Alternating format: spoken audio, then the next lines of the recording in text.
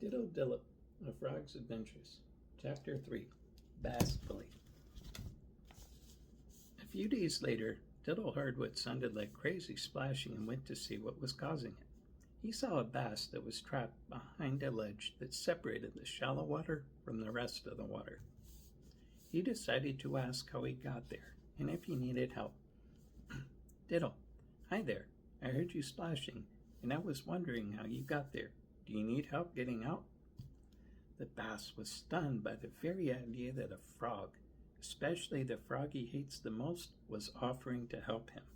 He thought it must be some sort of trick, so he ignored what Diddle said and continued struggling with no success. Diddle realized that the bass was too stubborn to listen, so he went to get Bonzo to see if he wanted to try and reason with him.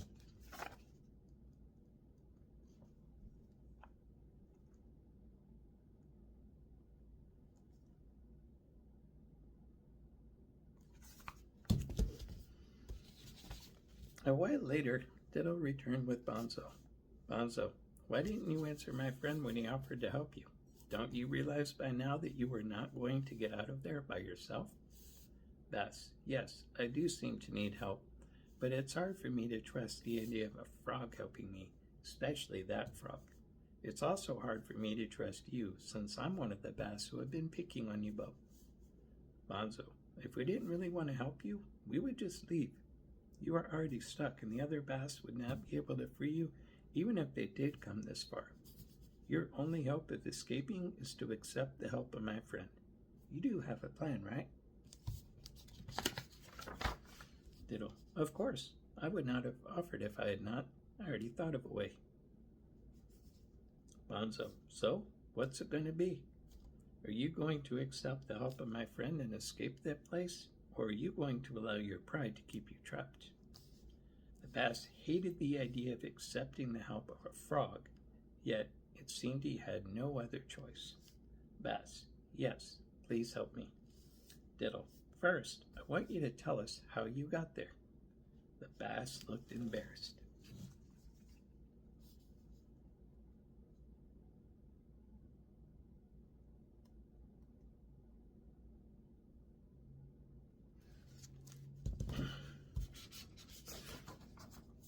Bass, I was coming to find one of you and then was going to get the other so we could beat you up. I got too far away on my own and a group of frogs surrounded me. I was already in shallow water, so I could not dive deep to escape them. They kept leaping in the air, trying to crash down on me with their big bellies when I was on the surface, and kept kicking at me with their back legs when I was under the water.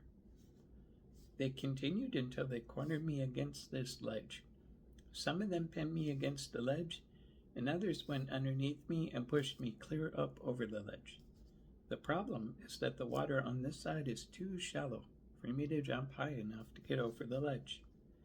Diddle did not look at all surprised to hear this because it was a similar game that the frogs often played with each other. Bonzo was scared at the very thought of what the bass was describing. Diddle proceeded to go on the shore and pick up thin sticks and bring them to the shallow water behind the rocks where the bass was stuck. Both Bonzo and the other bass had no idea what Diddle was planning, but they had no other ideas, so they just continued to watch and wait.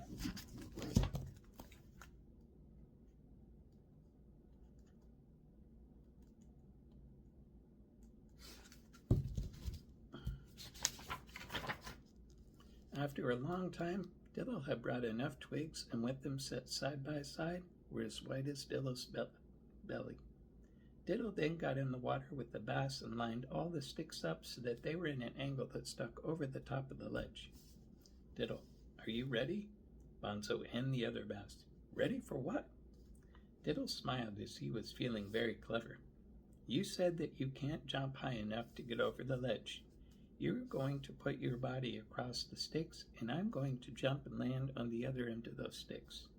This will not get you past the ledge, but it should get you close enough that you can flip yourself the rest of the way. Both Bonzo and the bass were amazed. They had never even dreamed of such a thing. It seemed like it might be possible, so the bass agreed and got in position. Diddle got up on the ledge, close to the twigs, jumped as high as he possibly could, and landed perfectly with his belly across the sticks, lifting the bass a couple of inches out of the water.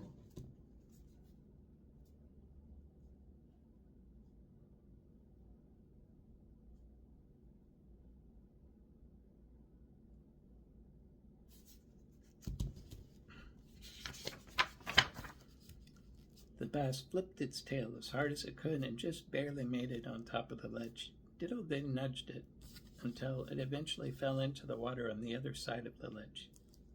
The bass quickly swam off as fast as it could and jumped high into the air, splashing back down, laughing as loud as it could.